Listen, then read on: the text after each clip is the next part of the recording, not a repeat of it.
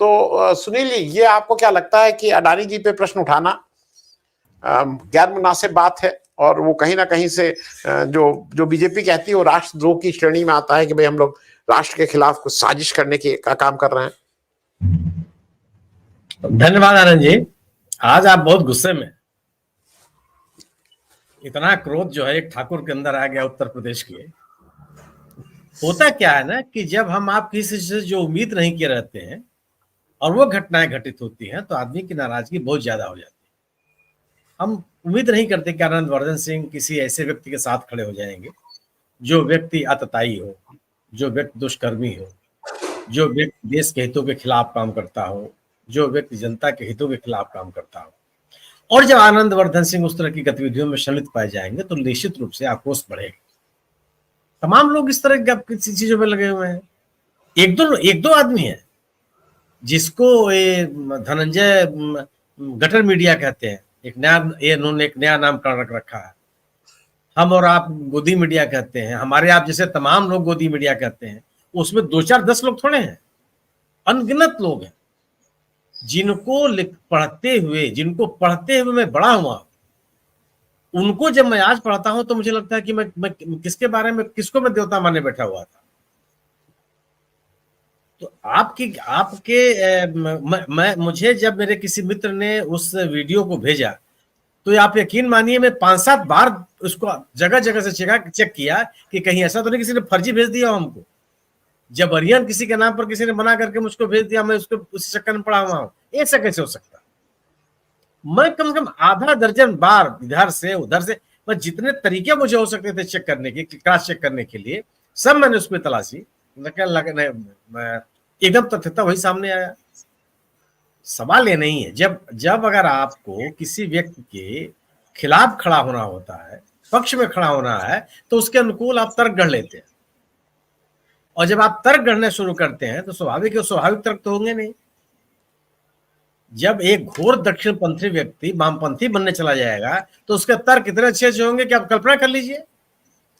जो व्यक्ति हमेशा बुर्जुआ के साथ खड़ा रहा, वो कल जब मजदूरों के साथ खड़ा होता हुआ दिखाई पड़ेगा तो उसके तर्क सुन करके आपको हंसी आएगी कि अरे बाप रे, मैं तुम्हें सोच ही नहीं सकता था, यह व्यक्ति कितना दिव्य दृष्टि रखता है। वही स्थिति है। अगर आप किसी ऐसे व्यक्ति के पक्ष में खड़े होते हैं जिसकी आलोचना पूरी दुनिया कर रही है, या कोई ऐसा व्यक्ति संवेदनशील व्यक्त कर रहा है जो वाकई जो देश हित चाहता है, उसके पक्ष में खड़ा होने की आपकी कौन सी मजबूरी है? वो मजबूरी तो आप जाने। लेकिन अब जब आप ऐसे व्यक्ति पक्ष में खड़े होते हैं तो जैसे अन्य लोग हंसी के पात्र हैं, वैसे आप हंसी के पात्र हैं। और स्वाभाविक सी बात है, अगर मुझे अपने आप को बेहतर बताना होगा तो मैं कहूंगा कि मेरी कमीज आनंदवर्धन जी की कमीज से अच्छी है, मुझे कहना पड़ेगा। आप इसको बुरा मानिए चाहे भला मानिए, अन्यथा अन्य कोई तर्क मेरे पास है नहीं। अगर आप अडानी जी इस देश के उद्योगपति हैं, हम इस देश के नागरिक हैं, इस देश के नागरिक हैं। इस देश के अगर वो 2 नंबर के उद्योगपति हो जाते हैं, दुनिया के 1 नंबर के उद्योगपति हो जाते हैं, तो मेरे सेहत पर क्या असर पड़ता है? मेरे सेहत पर तो कोई असर पड़ रहा नहीं। मैं ये कह सकता हूं कि मेरे देश में भी, मैं दुनिया के तमाम देशों में गया और वहां जब मैं टाटा की ट्रक देखता था तो मुझे लगता था कि अरे मेरे देश की बन करके आई हुई ट्रक है ये गौरव मुझे हो सकता है। लेकिन मुझे ये जब पता चले कि अभी सब जोड़ तोड़ से बनी हुई चीजें हैं तो मुझे कितनी आत्मग्लानि होगी। अडानी साहब अगर अपनी संपदा बढ़ाते जाते हैं, अपना व्यापार बढ़ाते चले जाते हैं तो निश्चित रूप से लेकिन आप जब यह विश्लेषण करते हैं कि अडानी साहब के इतने संपन्न होने के बावजूद रोजगार देने में उनकी क्षमता कितनी है, योगदान कितना है, इस देश के जीएसटी में उनका योगदान कितना है, उत्पादक इकाइयां बढ़ाने में उनका योगदान कितना है, तो निराशा हाथ लगती है। अगर आप सरकार के संरक्षण में सभी लोग कह रहे हैं कि साहब इतना, अगर पूरी दुनिया में कोरोना काल में तमाम उद्योग धंधों के, तमाम उद्योगपतियों के विकास रुक गए या जो उनके लाभ कमाने की जो क्षमता थी उसमें गिरावट आई, उसी दौर में आप 72%, 73%, 74%, 80% की दर से आप बढ़ते चले गए तो लोगों को संदेह नहीं होगा। हिडन वर्ग में मान लेता हूं कि हिडन वर्ग जो है वो हमारा देश का हित चिंतक नहीं है, लेकिन जो बात कह रहा है उसकी उस पर सवाल कैसे खड़े किए जा सकते हैं? और हम और आपको जिसको सवाल खड़ा करना चाहिए वो सवाल खड़ा करे ना। जो व्यक्ति कहे, जो व्यक्ति इम्तिहान देने बैठा हुआ है, वो कहे कि ये जो प्रश्न पूछे गए सिलेबस के बाहर है। आप बाहर खड़े होकर इस बात को कैसे कह सकते हैं कि सिलेबस का सवाल है कि नहीं?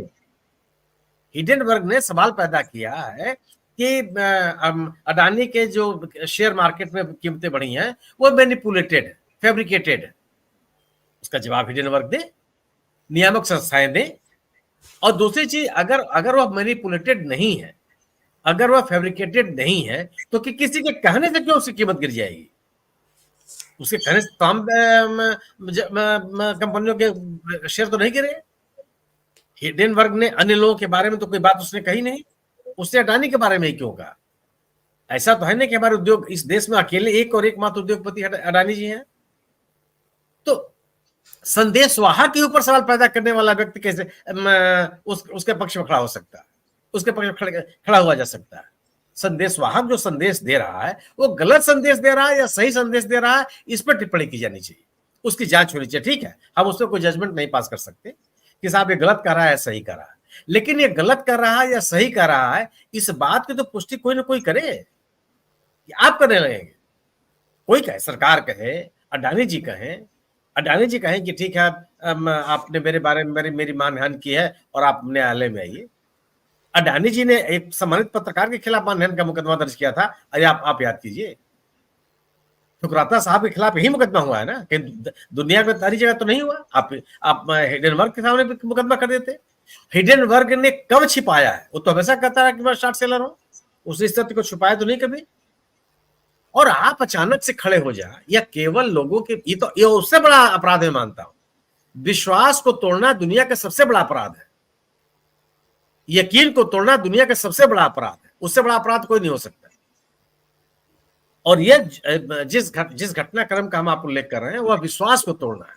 लोगों ने आपको यकीन किया, आपके ऊपर यकीन किया कि आप जो बात कहेंगे कम से कम लोगों के हितों के अनुकूल करेंगे, सरकार से आप सवाल खड़ा करेंगे, सरकार के साथ आप खड़े हो जाएंगे। अचानक एक दिन आप अप्रूवर बन जाएंगे, ये तो नहीं कोई उम्मीद करता है।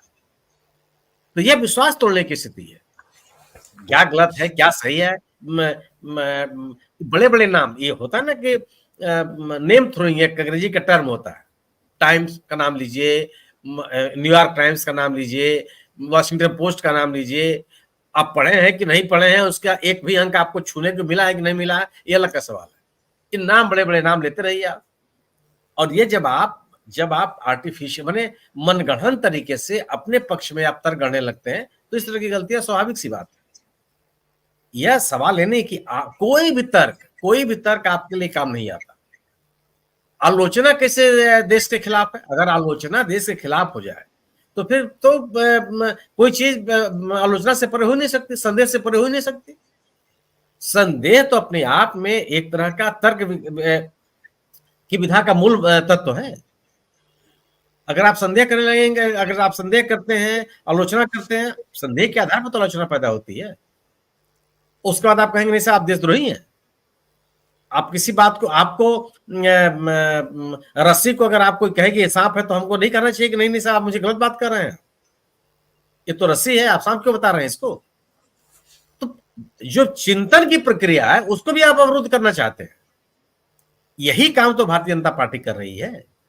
यही काम की आलोचना को देशद्रोह के बताने की जो परंपरा है, वो तमाम लोग जो भारतीय जनता पार्टी के शुभचिंतक है उस तरह की बात कर रहे हैं।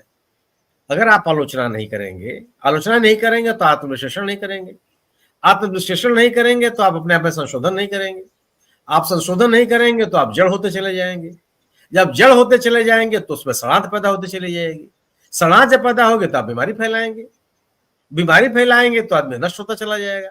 क्या उस प्रक्रिया को आप ले आना चाहते हैं या परिवर्तन को लाना चाहते हैं? परिवर्तन तो तभी संभव है जब आप आलोचनाएं करें। आलोचना देश के खिलाफ है। और दूसरी चीज की जो बात कही प्रोफेसर स्वामी ने कि शेयर बाजार सामान्य निवेशकों के बूते नहीं चलता। आप एक बड़ा भारी तर्क लेकर के आए कि शेयर बाजार गिर गया तो निवेशक का नुकसान हो गया। आर्थिक संस्थाओं का बहुत बड़ा योगदान होता है, उससे बहुत बड़ा स्टेक होता है। अगर निवेशक के हित की चिंता आपको इतनी ही है तो जो लोग आर्टिफिशियल तरीके से मनगढ़ंत तरीके से शेयरों के दाम बढ़ा रहे थे, आपको तो उनके खिलाफ खड़ा होना पड़ेगा। क्या जो लोग बढ़ी हुई कीमतों पर इन अवास्तविक शेयर खरीद रहे थे, उस समय शेयरों का हित महत्वपूर्ण नहीं था, शेयर धारकों का हित महत्वपूर्ण नहीं था? वो जब गिर जाएगा तब वो महत्वपूर्ण हो गया। क्या यह बात नहीं कही जाएगी कि तमाम लोगों के हित बच गए, तमाम लोगों को आर्थिक नुकसान से बचा लिया गया, ये बताने में कि जो चीज आप खरीदने जा रहे हैं उसकी वास्तविक कीमत कितनी है? किस तरह की बात आप कर रहे हैं? कौन आपकी बात को स्वीकार कर लेगा? आप पाला बदल रहे हैं, इसको स्वीकार कर लीजिए। आप ये कहिए कि आप ऐसे तत्वों के साथ खड़े हो रहे हैं और लोगों के विश्वास को तोड़ करके आप खड़े हो रहे हैं। सबसे बड़ा जो नुकसान हुआ है वो ये हुआ। बाकी तमाम लोग अडानी के और अंबानी के और इनके A1 और A2 के पक्ष में खड़े हैं, वो चिंताजनक बात नहीं है। ढेर सारे लोग खड़े हैं और उनके खड़े होने से कम इस देश की मेधा, इस देश के का जो तर्क है वो नहीं खत्म हो जा रहा है। सबसे बड़ी चिंताजनक बात है कि मैं आनंदवर्धन सिंह के ऊपर विश्वास करता हूं और आनंदवर्धन सिंह ने मुझे लखनऊ जाने वाली ट्रेन के बजाय कानपुर जाने वाली ट्रेन में बैठा दिया। चिंता मेरी है।